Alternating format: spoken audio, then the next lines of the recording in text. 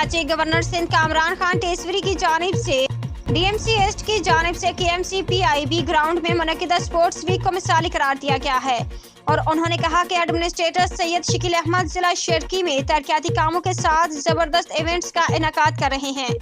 उन्होंने मौजूद हजारों तालिब इल्मों साथ दीगर को रमजान मुबारक में एक रोजा गवर्नर हाउस में खोलने की दावत दी और कहा कि आप एक दिन गवर्नर हाउस में मेहमान होंगे जिसमें आपको पूरे गवर्नर हाउस की सैर भी करवाई जाएगी। एडमिनिस्ट्रेटर सैयद शकील अहमद ने इस मौका पर गवर्नर सिंध की जानिब से हौसला अफजाई का शुक्रिया अदा करते हुए कहा कि उन्हीं की हौसला अफजाई की बदौलत जिला शर्की को बेहतर करने के साथ सेहतमंदाना सरगर्मियों को फरोग दे रहे हैं।